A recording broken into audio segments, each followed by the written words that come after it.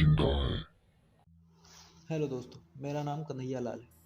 मैं एक कपड़े की दुकान पे काम करता हूँ। शादी ब्याह का सीज़न था, इसीलिए एक दिन मेरी दुकान पे काफ़ी ज़्यादा कस्टमर आने की वजह से मुझे काफ़ी रात के लगभग 8:30 बज चुके थे। मेरे दुकान से और मेरे घर का जो फासला है लगभग 8 किलोमीटर का है। दुकान मेरी नहीं है, सिर्फ मैं एक किसी दूसरी की दुकान पे काम करता हूँ। तो उस दिन मुझे काफ़ी लेट हो गया था और 8:30 बज गए थे, तो मैं दुकान बंद करके अपने घर जा रहा था।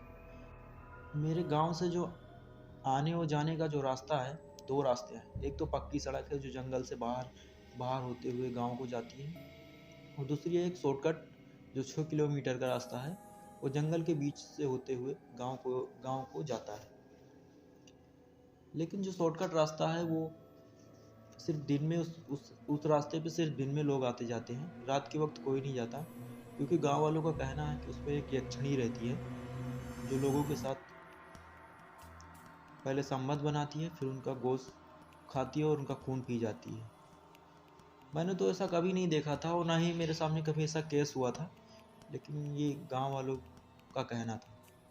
हालांकि मैं ज़्यादा इन भूतों प्रेतों पर ज़्यादा यकीन नहीं रखता और ना ही मैंने कभी इनको देखा है, तो मैं इन पर काफ़ी कम विश्वास रखता था।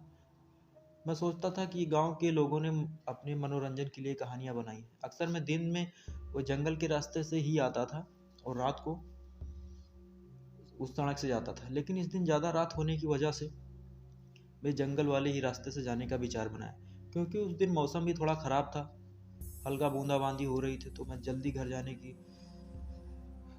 की जल्दी थी, तो मैंने सोचा इधर से ही चलते हैं, क्या होगा देखते हैं। मैंने साइकिल से जा रहा था और जैसे ही जंगल के बीच में पहुंचा, मुझे वहाँ पे एक औरत की रोने की आवाज़ आई। मुझे लगा कि शायद कोई औरत गांव की है, कुछ लड़ाई झगड़ा की वजह से वो यहाँ पे भाग के आ गई है।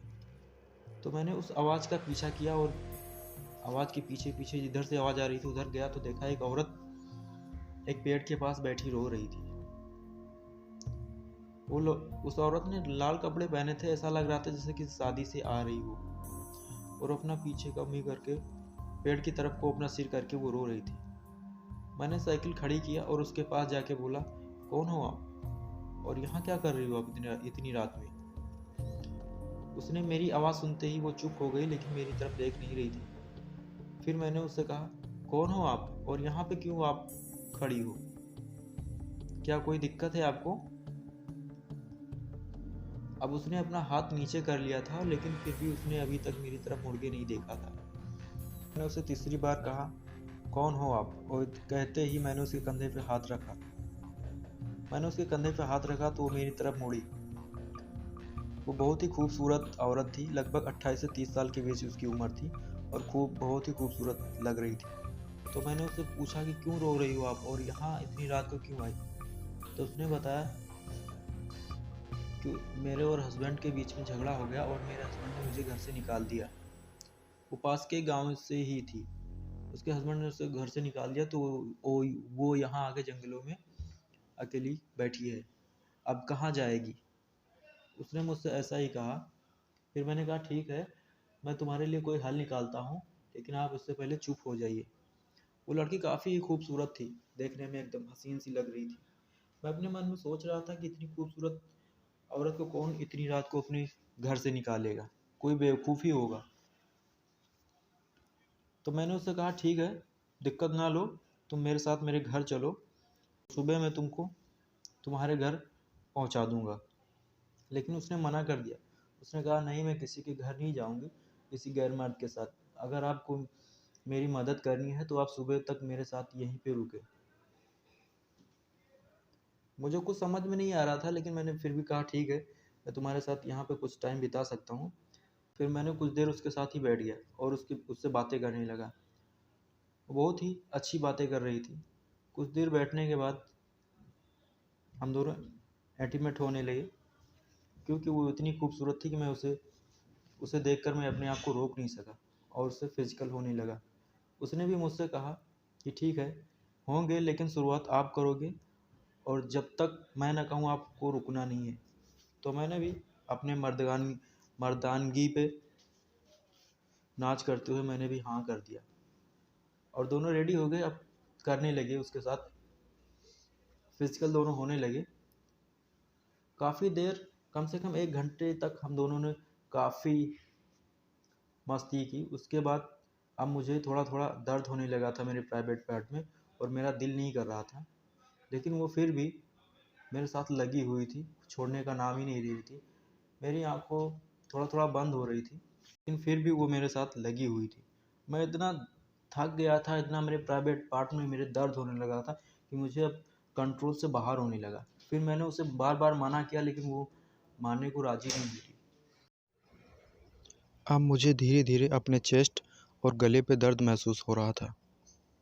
जब मैंने देखा उसका सिर उठा के, तो उसके मुंह में खून लगा था।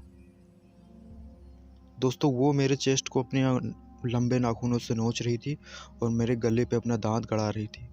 मतलब वो मेरा खून पी रही थी। ये देखकर मैं डर गया और उसको दूर जोर से झटका और जाके दूर गिरी वो।